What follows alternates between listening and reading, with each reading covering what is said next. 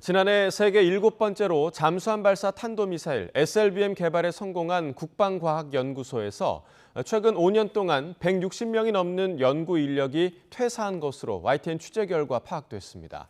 SLBM 개발은 물론이고 핵심 국방 기술을 개발해도 성과 보상금을 지급하지 않는 등 상대적으로 낮은 처우가 인력 유출의 원인으로 지목됩니다. 조성호 기자의 단독 보도입니다. 바닷속에서 발사체가 솟구쳐 오릅니다. 3,000톤급 도산 안창호함에서 쏘아 올린 잠수함 발사 탄도미사일 SLBM입니다.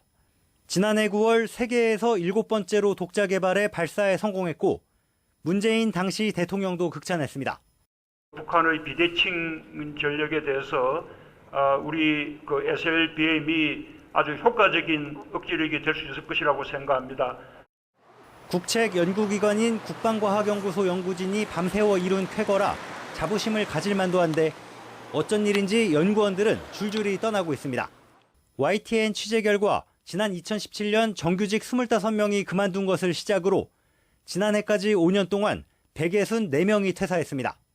지난해 정원 기준으로 5%가량이 이 기간 연구소를 떠난 겁니다. 퇴직자 10명 가운데 6명은 대학이나 다른 기관으로 자리를 옮겼습니다.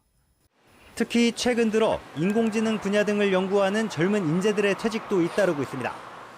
원인으로는 핵심 기술 개발에 대한 제대로 된 보상이 없다는 점이 꼽히고 있습니다.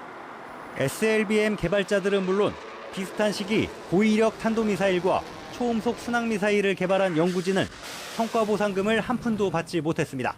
개발 과정 자체가 비밀이고 우리 군이 사용할 이른바 비닉 사업에 대해서는 일부가 연구 보상금으로 쓰이는 기술료를 주지 않아도 되기 때문입니다. 그나마 수출할 때 1% 지급하던 기술료마저도 2019년부터는 받지 못하도록 하면서 보상받을 길은 더 좁아졌습니다. 국방과학연구소가 의뢰한 연구에서 근속연수를 반영해 분석한 평균 연봉 수준은 9천만 원, 정부 출연기관 31곳 가운데 20번째입니다. 결국 상대적으로 낮은 처우와 모순적인 보상체계가 연구원들에게 동기부여가 되지 못하면서 우수 인력 유출로 이어지는 것 아니냐는 지적이 나옵니다.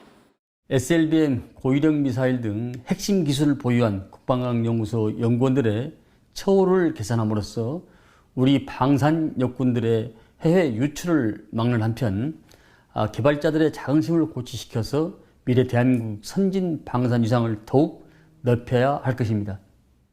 국방과학연구소 측은 국방 연구개발 성과 보상 수준을 선진화하기 위해 연구 용역을 진행했고 유관 기관과 협조해 연구원들의 사기 진작과 인력 유출 방지를 위해 노력하고 있다고 설명했습니다.